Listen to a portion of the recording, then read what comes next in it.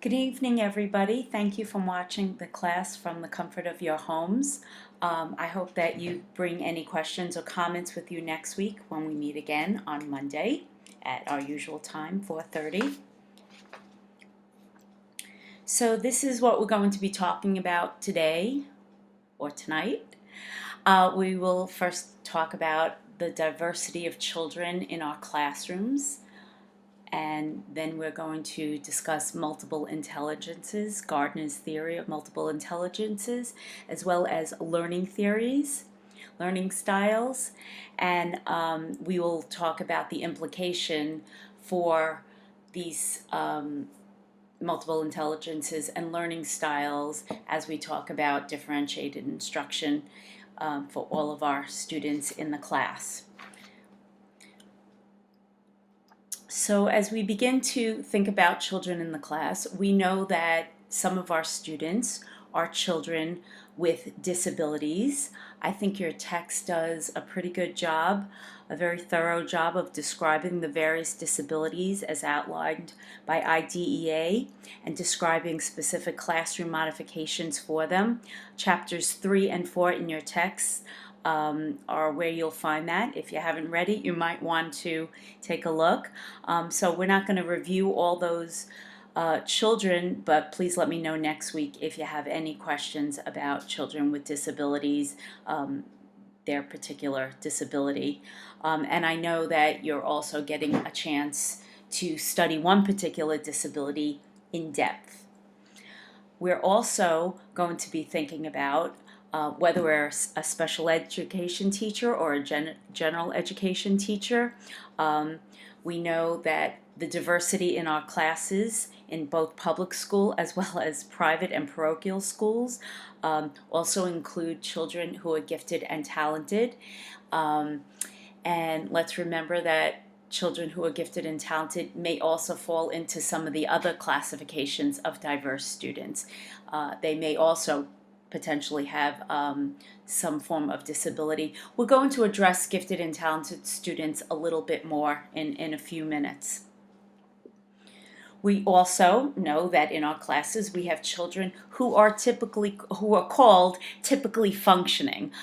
Some people use the word normal children or regular children. I think it's probably better to think of them as typically functioning. They're more on the average in terms of their behavior and academics. But as you're going to see when we talk about multiple intelligences and learning styles, we'll see that even they have special needs that should be addressed. And we will absolutely talk about those typical children who learn in a particular way. Certainly in our classes, we have children who are English language learners. Some of them are immigrant children. Some of them are English language learners because their parents are immigrants and they were born here. But regardless, we have children who need additional support, particularly in the area of language, but could potentially be in the area of any of the content areas that are impacted by their language development, but certainly social and emotional areas could be impacted as well. And related to that is we know we have students from a variety of cultures. We're going to address that a little bit more as we move on. And we are also going to talk about children who have experienced trauma. And again, we'll come back to that. So let's touch on students who are identified as gifted and talented. Well, how do we define gifted and talented? Sometimes we just know it. Those kids, we can just see it. Those kids are particularly verbal or particularly precocious or seem a little bit different. And there are many definitions of gifted, but the most common one is done with the form of an IQ test. And traditionally, 140 on an IQ test would be considered in the gifted range. 100 is considered average. There are other definitions that would say 140 IQ and above, where only 1 in 250 people would be considered at that very high level. Right. 1 in 250 people do have an IQ of 140 and above. That this is the definition that has been in place since the first Stanford Binet IQ test in 1916, and we tap into about 3 to 5% of the school population that has such a high IQ.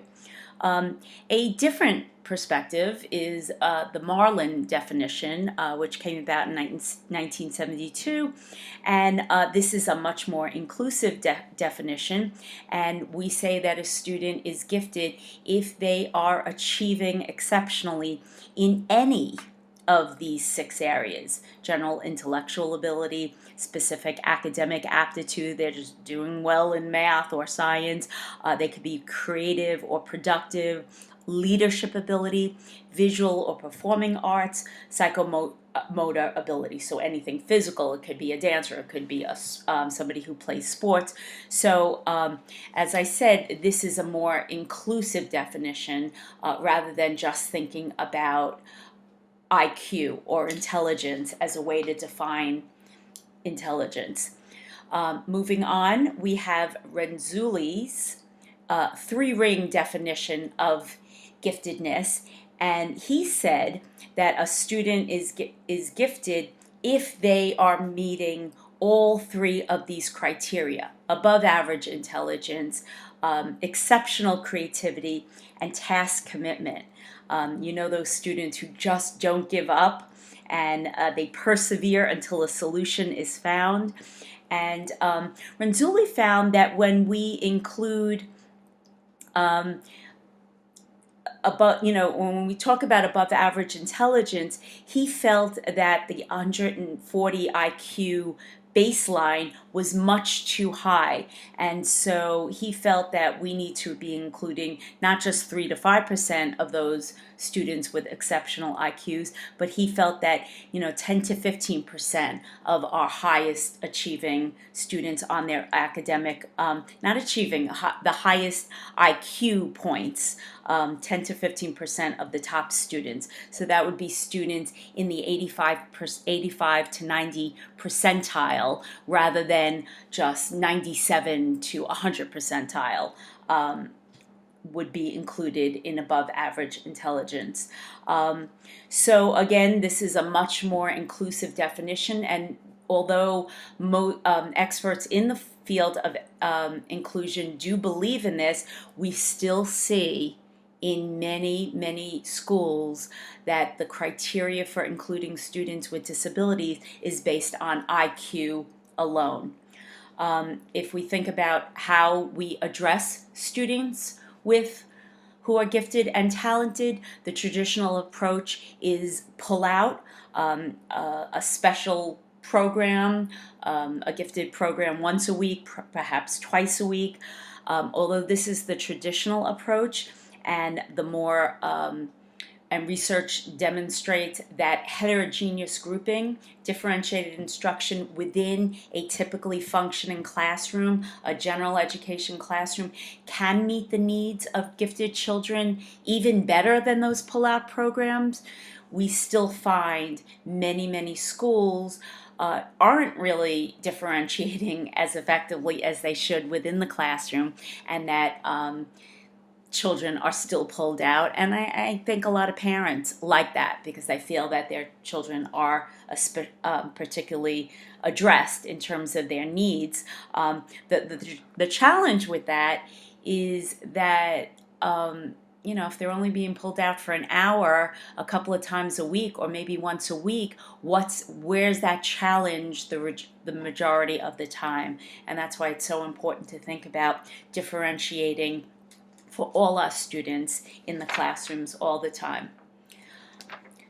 So I wanted to touch on culture. We know that children who are culturally diverse are considered in need of our attention and may need some particular modifications, but let's talk about exactly what that means. So, culture is a system of values, beliefs, and a way of knowing that guide communities of people in their daily lives. It's a system of shared meaning. Simply said, it's how people carry on in their daily lives. It is how they approach learning and pass on that knowledge, and how they solve problems. So, cultural values are how people organize their world cognitively. It's how they use language and other symbolic systems, um, and how they construct knowledge and pass that down to the next generation. Um, so we know that cultural scripts are not necessarily things that we're conscious of, but we know that culture does guide how we learn and how we behave. So, how does that impact our work?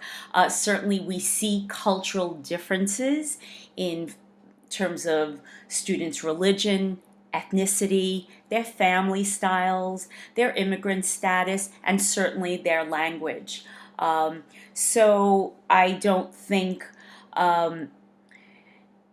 we need to necessarily do anything particular other than be conscious and be open to the idea that the way families, the way children in our classes interact may be a little different. So, based on religious differences, we may expect certain that boys and girls would not necessarily interact in the same way in a group as we put them in the group. They may see the role of women in a different way. Certainly, they have different holidays and traditions. From an ethnic point of view, we know that children may dress different than some of the other children. They may eat different foods. They may have a different way of respecting or showing their respect for authority. Their value for school and education, whether it's attendance, homework, parent involvement, parent conferences, may look different.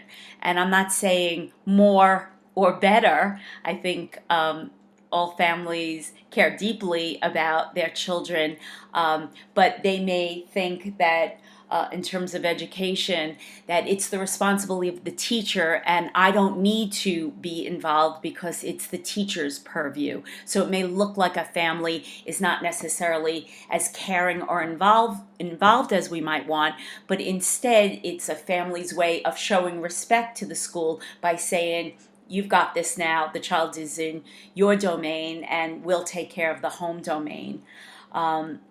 In terms of family styles, we certainly need to be cognizant and respectful of all different family configurations, certainly single families, co-parenting families that aren't together as a couple, divorced families, families where there's a gay parent or gay parents, and in some parts of the United States there could be plural marriages. So again, we have to just think out of what we know is the norm for us and our own culture, and be accepting and aware that we may have children from other family styles. We know obviously language, whether even if a child is speaking English, certainly their knowledge of idioms, expressions, slangs, and dialects are something we need to be conscious of. And we also want to be conscious of how particular ethnic groups wish to be referred to. And that's, whether we're talking about the terms African American or Black or Native American or Indian. Those are just some of examples. And I think it behooves us to ask families if we're not sure about the most respectful way to communicate with them.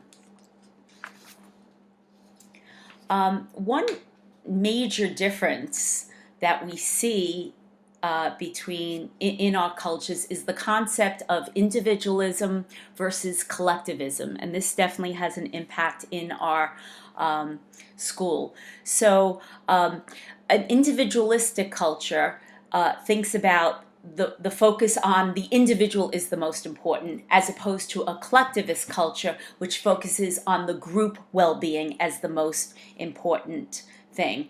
As you might be able to guess or assume, we have that 70% of the world, as well as non-white American culture, values collectivism. They value the group. They value the cohesiveness and the importance of the community and a group.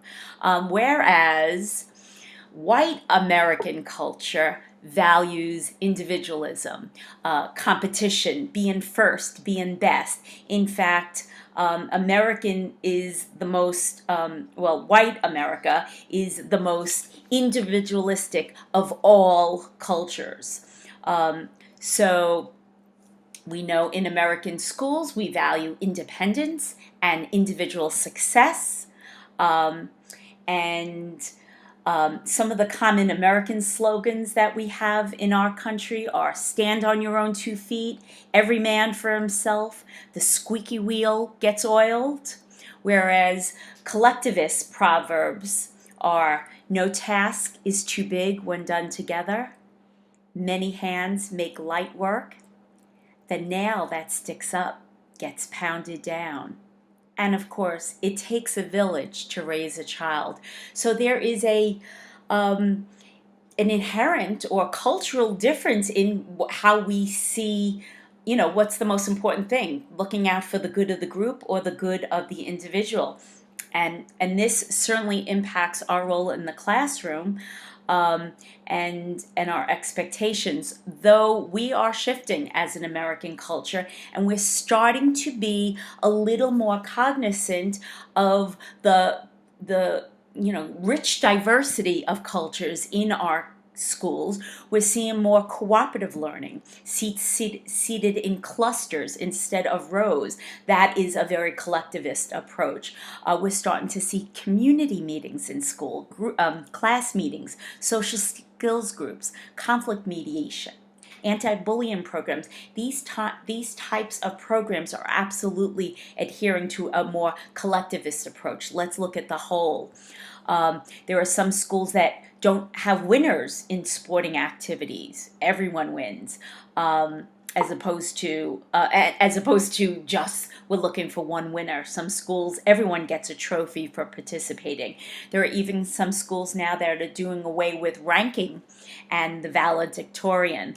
So we are still, I'd say, very much an individualistic culture as a whole, but as we are embracing the differences of our of all the people, and America is now becoming certainly a little bit more open to that. So be cognizant of that in your classrooms, and notice those ways that you're focusing on the individual versus the whole community. I'd like to shift gears now and talk about childhood trauma. It may be a little shocking to you to know that 26% of children in the United States will experience a trauma before the age of 4. This was a study in 2012 by the National Center for Mental Health Promotion.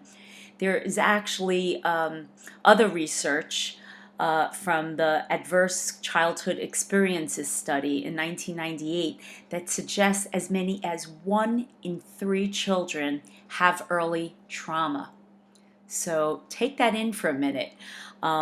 It's a pretty powerful statement that 1 in 3 or 1 in 4 of children in your classrooms will have experienced trauma. So we think of trauma certainly as any kind of accident. It could be a medical procedure. Illness could be a trauma. Community violence, violence in the neighborhood, certainly violence in the home. And poverty, chronic poverty, the stress of families worried about where to live, the stress of having enough food, the stress of parents having a job, that absolutely has been shown in research to to impact children in a negative way. The largest, the most common form of childhood trauma comes from maltreatment. And you see the research, the statistics here. So 702,000 reported victims of child maltreatment in 2014. We know those numbers are likely much, much higher. These are reported instances. You in your work will certainly see other children who are victims of childhood maltreatment, abuse, and neglect. What we know is that in most cases, certainly these reported cases, parents or primary caregivers are almost always the responsible perpetrator of this kind of trauma. So how does this impact us in the classroom? Well, we know that children who have experienced early trauma often have a compulsive need to reenact past trauma. We know that children who have experienced trauma are particularly attentive and aware of any perception of negativity from adults. Think about that for a minute. So an adult, a teacher, is just in a bad mood, a little cranky, maybe a little short with a student. So a student who's experienced trauma is going to be very tuned into that adult's negativity, and may react to that. And sadly, I have to say that many children are further traumatized in schools. It's a very sad thing to say because I do respect and love teachers, but it is true that we have teachers who aren't necessarily sensitive to the needs of the children in the class and who do express a great deal of anger and annoyance and impatience. And that has been found to further traumatize these already vulnerable children. So we also have teachers who aren't necessarily insensitive, but are not necessarily trained in dealing with children who've experienced childhood trauma. We are going to come back to this topic when we talk about behavior management later on in the semester. But in the meantime, when you do your observations, I want you to observe. See if you're observing any evidence of children who are particularly vulnerable because of past experiences. So now we're going to shift gears and we're going to begin to talk about multiple intelligences and Gardner's theory of multiple intelligences. But before we do that, let's define intelligence. There are many definitions. We can say it's the capacity to acquire and apply knowledge. It's the ability to comprehend, to understand, and to profit from experience. I really like that, profit from experience. Learn from what we've done. It's the faculty of thought and reason. And intelligence enables our, focuses on the parts of our minds, superior powers of the mind. So think about your own definitions of intelligence, and I'm curious to know if it is aligned with any of these descriptions. Now we're going to talk about how we've measured how our views about intelligence have changed over time. So traditionally, we have thought of intelligence as fixed, which means that intelligence is innate or inborn. So you were either born with a high or a low intelligence. This idea does overlap with a lot of racist beliefs, and there are some who believe that some races are innately more intelligent than others. If you've never heard of eugenics, that is oh gosh, I don't know if it's a theory or it's a movement that believes that we can and we should breed intelligent people, and we should sterilize those who are unintelligent. So this is an old time belief, but you will see it peeking through in various ways. So the idea is that intelligence is fixed, inborn, and that intelligence can be measured by a number. And as we saw with IQ tests, with the gifted and talented, that is done with IQ tests. And so while this is listed as an old view, and for sure it is an old view, it is still a view that is somewhat prevalent. An old view of intelligence is that intelligence is a unitary. It's one kind. There's one way. So either you're intelligent or you're not intelligent. And we know from IQ tests are largely tests of verbal acuity. And that's something that has been criticized, that if somebody is not necessarily strong verbally, that their IQ quotient will be lower than, and doesn't really tap into the individual's true potential and intelligence. The old view was that intelligence could be measured in isolation. On one particular day in someone's office, we can administer a test and we know what that individual is capable of. And the idea that this number, this intelligence score, can predict success and an individual's potential. Again, this is an old view. I guarantee you're going to see lots of people who will say this is still, the way that we predict someone's success. Let's take a look at the new view of looking at intelligence, which I'm hoping you're going to adhere to and certainly integrate and accept, is that intelligence can be developed. So while you may be born with certain potential, we know that intelligence can grow and develop throughout the lifetime. We also believe now, many in the field believe, that intelligence is not a numerical identity. It's not quantifiable by a number on a test. And instead of measured on a test, it's measured during performance in problem-solving activities. And those activities would be measured in real-life situation. Again, not in somebody's office on a given day. And the new way of thinking is that intelligence is used to understand capacity, human capacity, and the varied way that students can achieve. I just want to go back to the real life application for a minute.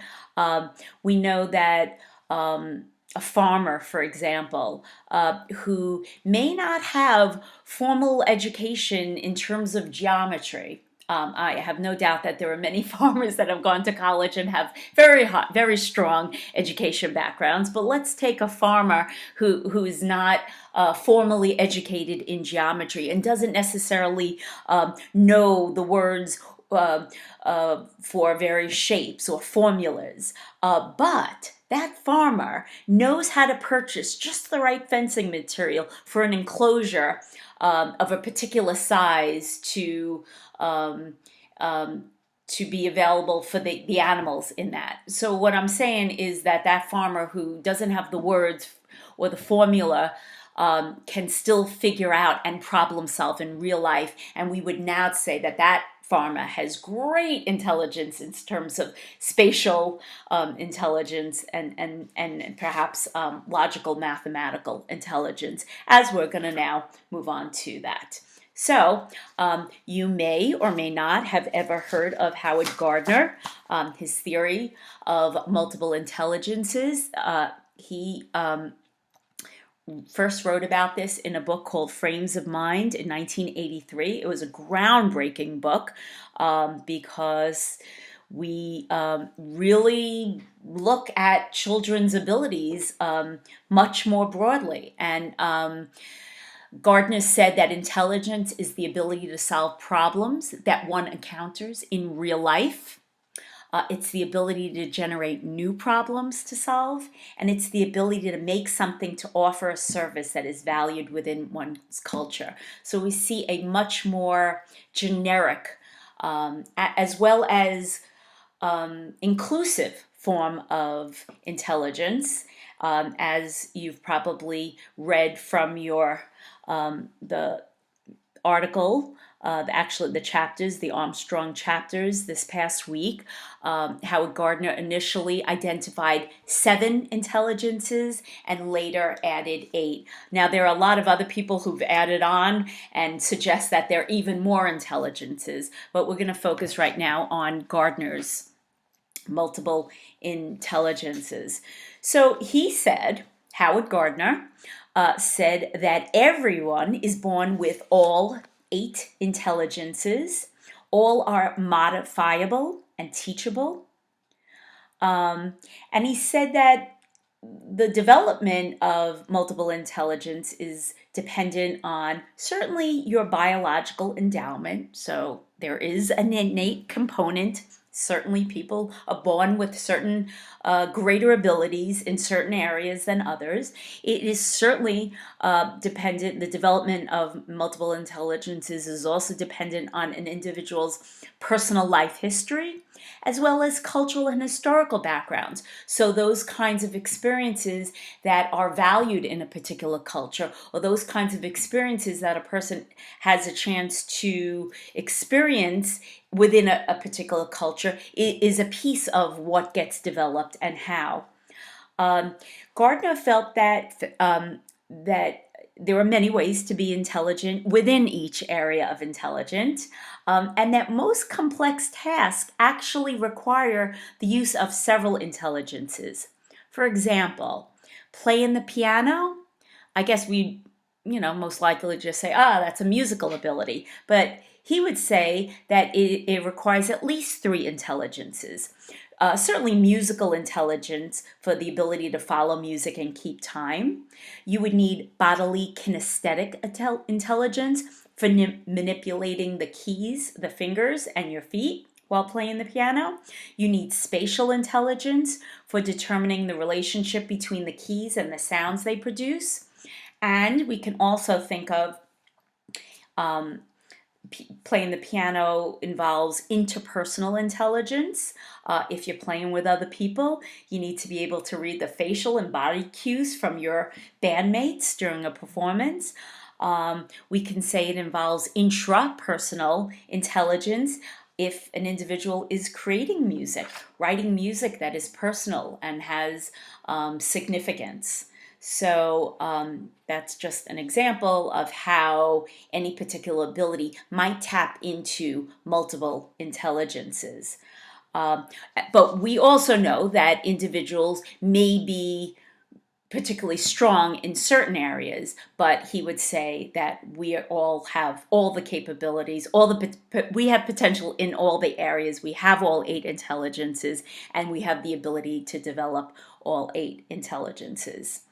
There are others who've applied Gardner's multiple intelligence theories to the idea of dispositions.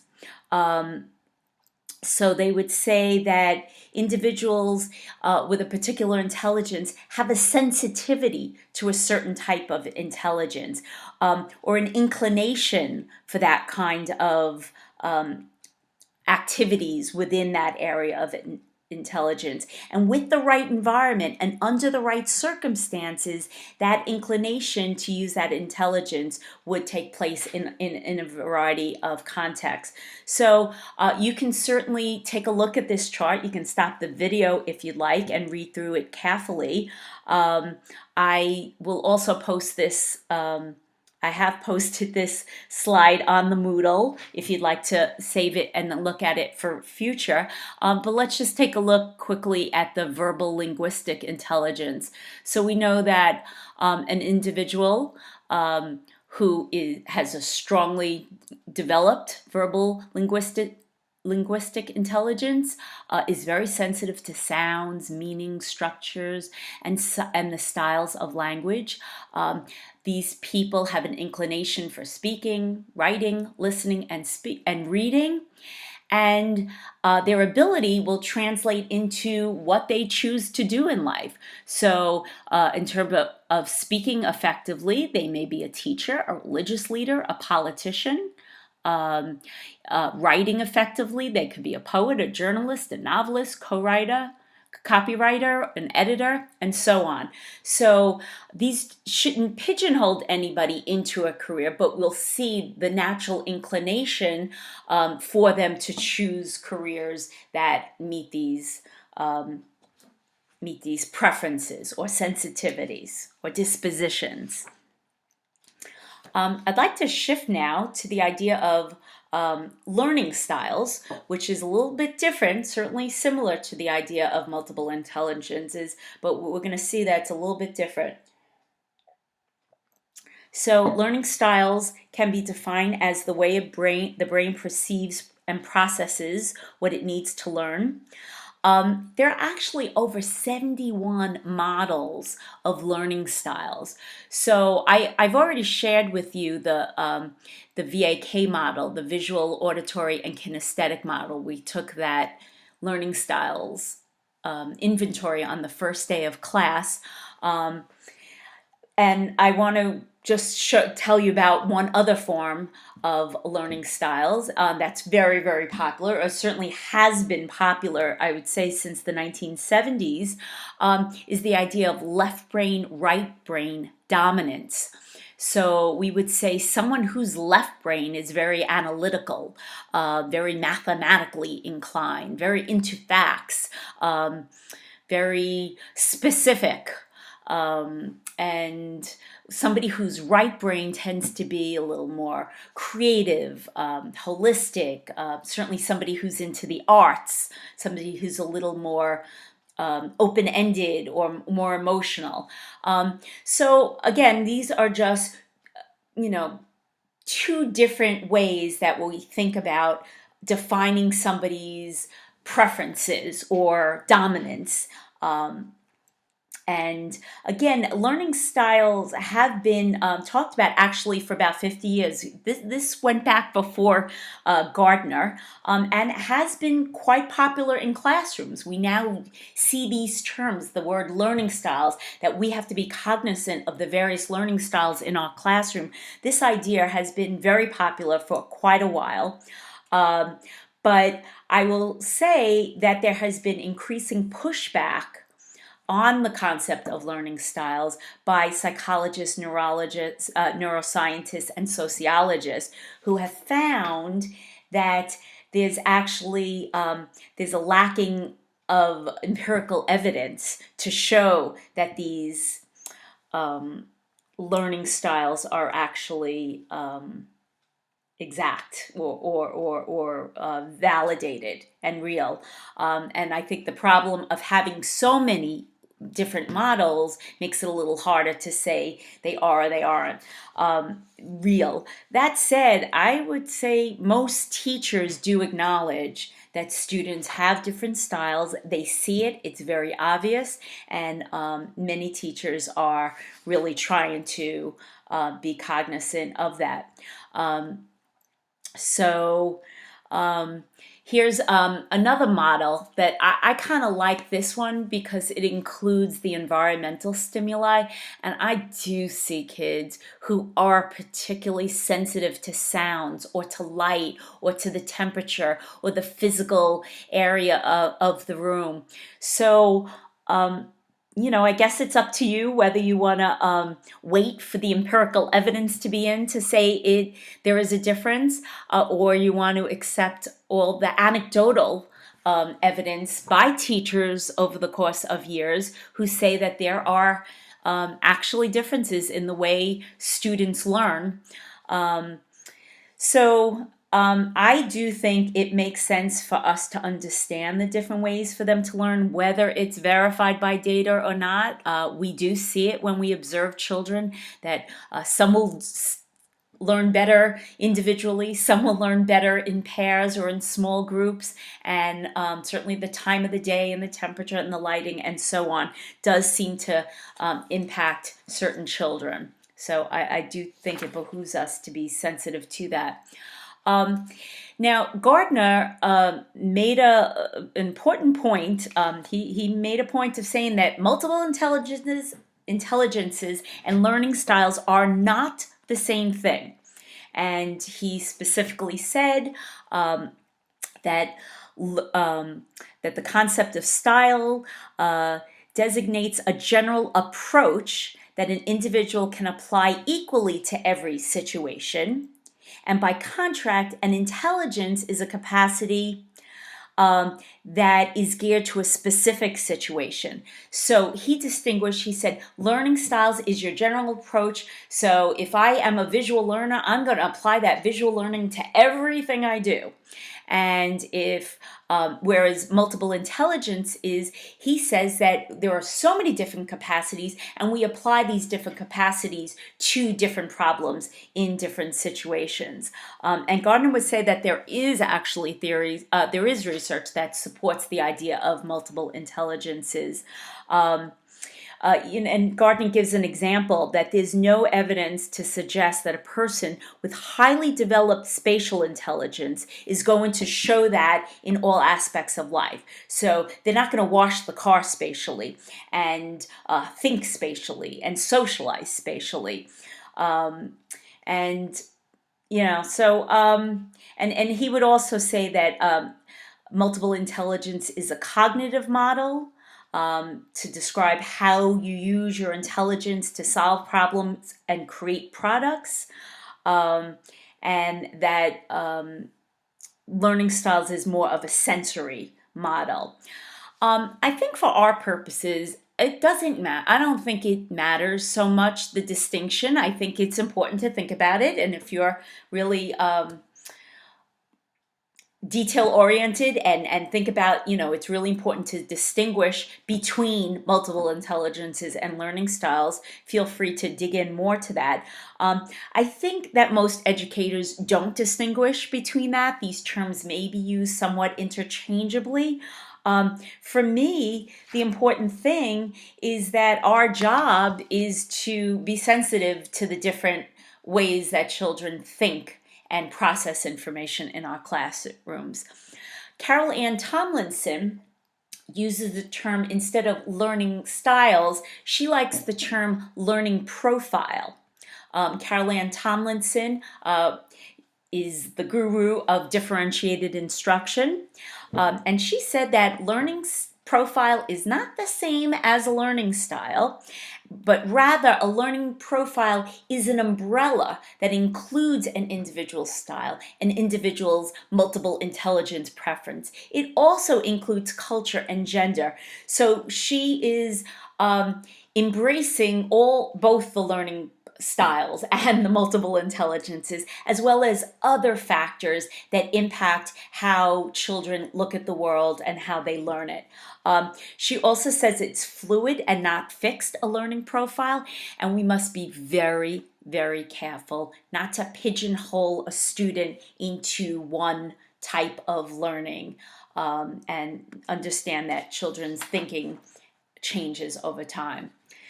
So, what are the educational implications for the idea of multiple intelligences, learning style, or the more generic umbrella term of Carol Ann Tomlinson, learning profile? Well, I would say that your job is to teach. You're going to be most effective if you teach using a variety of modalities. Don't just teach or present information one way. We also would encourage you to target specific intelligences or learning styles. We now know that, schools have embraced this idea. So schools have sports programs, music programs, community service clubs, debate teams, chess clubs, art programs. These are all targeting different intelligences. It's not just reading, writing, math, science, and social studies. We are now and have been embracing all these different types of intelligences. We know within classrooms, some classrooms have learning stations, not just elementary schools, and that can also target specific multiple intelligences. And we're going to look at a couple of examples in a few minutes. We know that diversifying the curriculum to be intelligence rich and intelligence fair. And by fair, it means we're not dominant with one style. So we're very cognizant of trying to make sure our lessons include different multiple intelligences. So I always think of a learning unit. You're not going to touch on everything in every lesson. That'd be nice, but that's just not practical. But in any given unit, you want to touch on all the different multiple intelligences as you go along. And then over the course of learning about a particular topic, students have had some chance to learn in their favorite or their preferable mode of learning. We know that choice is extremely powerful because it will enable students to choose the path that is most comfortable for them and most effective for them.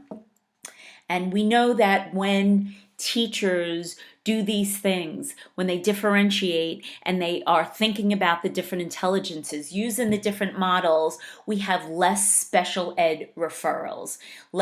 More children are succeeding within the general education class, and they don't need special support because the general education teacher is providing these rich opportunities within the regular class setting. Sandra Reif in 1993 wrote a book called How to Reach and Teach ADD, ADHD Children. And what she found, and this has been replicated with research and is often a statistic that's often used, is that children will retain 10% of what they read. Children, and think about that, how many times we're in classrooms and everything's based on reading. So we're not necessarily using a most effective way if you're in a classroom where the majority of the learning is to take place through reading, either reading on the board or reading an individual text. We know that students only retain 20% of what they hear, 30% of what they see. Now, if they hear and see it, they retain 50%. If they say it, if they have the opportunity to speak it and to articulate it and to integrate it and synthesize it, now they're going to retain 70%. But if they are not only saying it, but engaged in some sort of hands-on activity, they will retain 90%. This to me is a very powerful reminder of our need to make active learning happen on a regular basis in the classroom, and not just for isolated activities or special treats or a little touch of the hands-on learning, but we need to integrate more active learning throughout our day. So now I want to show you a couple of examples of ways you can use multiple intelligences in your classroom. So this is a planning sheet, and you would ask these questions. So you'll think about how you can bring, in terms of logical, mathematical, how can you bring in numbers, calculations, logic, classifications into an activity? And again, looking at the various modes and asking yourself, as you plan a lesson, think about how you can bring these activities in, and please think about using these questions as you develop your integrated unit for later on in the semester. So these are great questions to start with. Then you take your objective, your topic, your lesson idea, and now you're going to actually begin planning to use all these intelligences some way during this unit. Exactly as I said, it doesn't have to be in every class, but somewhere in this unit. Here's an example of a lesson or unit on the use of punctuation marks. And this is how a teacher has embedded all the activities, all the different intelligences into this experience. So, bodily kinesthetic, the students are tracing punctuation marks on their back. They're acting out punctuation marks. They're doing collages. If we go back to that pyramid, and we know that students will retain 90% of their work if they do it. They say it and do it. That's an activity. Then we go over to the linguistics, and they write their own sentences. They verbally explain it. Here is a chance, by touching on all these different ways to learn about punctuation, we have a chance to get students to really retain the information. Let's take another example. Here is a learning unit on endangered species, and basically the teacher has embedded it into all the different areas, all the different intelligences, and what we have is a very diverse learning experience. Also, it looks like a lot of fun to me. I like the interpersonal. How would it feel to be an endangered species? How many times do we ask students to really self-reflect when they're learning new content? Why is nature important to you? And so on. Here is a sample 8-day lesson plan. And it basically, we can think about outlining the steps. The first thing is you identify your topic. You think about those questions, you brainstorm, you select activities, you create your plan, and you implement the plan. And here is a lesson that goes over the various days, and you see the teacher who has considered how to embed that in every day is a focus on a different intelligence. And you can stop this video at any point and read this more carefully, and I encourage you to do that to get a feel for how teachers can integrate multiple intelligence in a way that's very thoughtful, that's not fluff, that's very content driven, but also is going to be enjoyable and successful for the students. Here's an example for a teacher who's focusing on collecting evidence.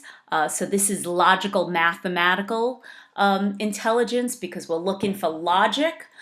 So here the student is asked to find evidence for these various statements. This is, by the way, a very common core task where students are asked to find support for what their statements are. And it's a very, very important and high level area of thinking where we don't just get kids to reiterate what we've said or repeat what they've read, but they have to find evidence to support various views.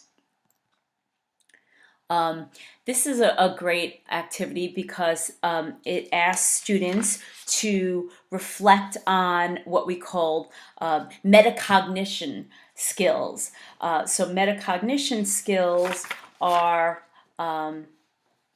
actually we're going to talk about that in the next slide, where you're basically self-reflecting on how you learn, thinking about how you learn. So whatever the project is, you're asking the student to think about what steps the student took to do it, to reflect on that, what they liked about the project, what they didn't like about the project, how they learned, how they might learn better in the next project, and really getting them to think about the process.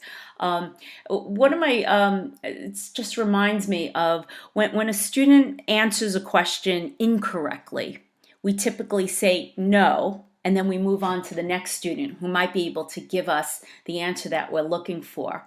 However, if the teacher says to the student who gave an incorrect answer, how did you get to that answer? How did you figure that out? Tell me why you answered that way. And then the student retraces his or her steps and thinks about that process. Very often he or she will catch that spot where the thinking went in a different direction. So it's really important we get kids to think about how they're thinking. Here is another example. So these are different activities that you could have that you can embed in your classroom under the different types of learning. Now, you don't have your own classroom yet in terms of pulling out examples that you do have, but you could use this form to, when you go in and observe in a classroom, whether informally or formally, just to get an idea of how many different intelligence activities are being incorporated into the classroom. So this is a nice resource for you to think about the kinds of activities you can include in your integrated lessons, and certainly in all your lessons as you move forward. Kind of summing up everything we talked about, well, actually, one thing that I want to encourage you to do is not just be cognizant of the different styles of your student, but be cognizant of your own learning styles and intelligence preferences. And on the Moodle is a multiple intelligence indicator for adults. I do encourage you to take that and get a little opportunity to self-reflect and be aware of your own styles. As I indicated before with the other examples, you want to teach metacognitive thinking.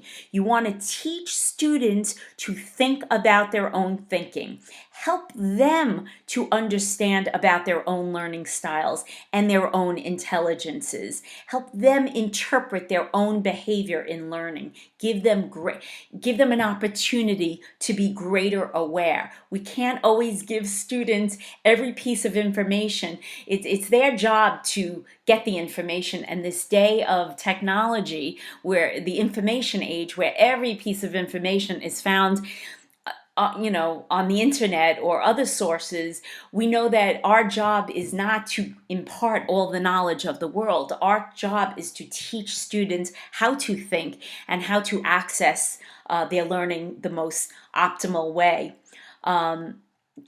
So, the general suggestion is to address a particular skill or content area in a variety of intelligences, as we saw in those examples.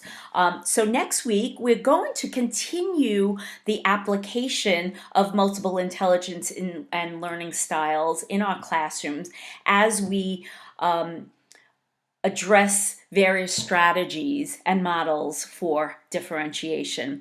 So I thank you for being with me, and I look forward to seeing you in person next week.